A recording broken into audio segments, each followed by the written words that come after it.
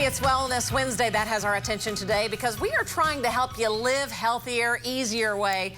And in Oklahoma, we're no stranger to severe weather and even natural disasters. That's right. People have plans for themselves, but what about our pups?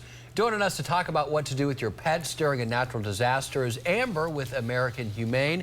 Thanks so much for being with us, Amber. What do people need to know how to prepare when it comes to natural disasters?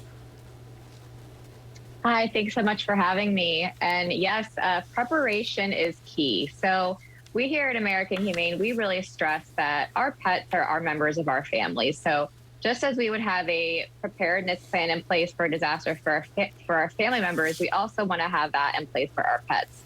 So whether we're sheltering in place for a tornado, whether we're getting ready for, potential of a fire, we want to make sure that we have preparation plans in place for our entire families, including our pets who rely on us for their safety and well-being. And boy, with the thing that we know even here in Oklahoma, things can change very quickly. So when we have, preparedness kits for ourselves, what type of preparedness kit should we have for our pets? Absolutely. So one of the first things I want to stress is microchipping our pets. So many of us have identification on our pets on their collars. We have our phone numbers and our pets' names. But having a microchip that has your contact information on it is very important. Oftentimes when our pets are fleeing, when they're frightened, their collars may fall off, they may snag. So having a microchip with our contact information, so if we are displaced from our pet, is very important.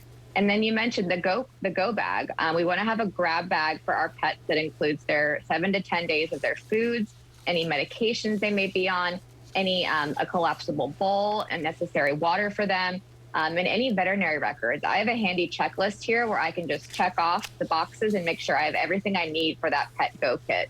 Having those veterinary records at hand, so if there is an emergency, having that first aid kit in case there's any kind of minor emergencies or injuries to our pets is also very important to have. A lot of great preparation involved there, but what should we know when disaster does strike?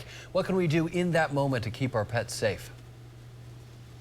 Right, so we want to really take into account that our pets are going to react differently during a disaster than they would on a regular day. Just as we would react differently during a disaster, we may feel nervous or anxious, our pets are going to feel the same way. So we want to really make sure that we're paying close attention to that, keeping our pets calm, keeping a toy or a blanket with them, and just making sure they feel comfortable and safe during that time.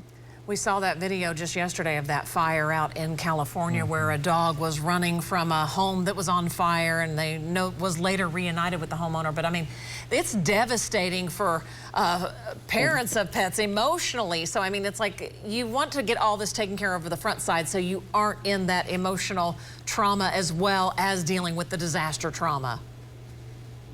Absolutely. It's so important. It's so important to make sure that we are taking the time to really give our pets that comfort and protection that they so desperately may need. Yeah. Amber, thanks so much. Good advice today. And, sometimes you just don't think about it until it's too late. So just a good reminder here on a Wednesday. You're right. Make sure we're prepared all the way around. Preparation is key. Yep, you're right. Hey, good information, girl. Thanks for joining us. Absolutely. Have a great one.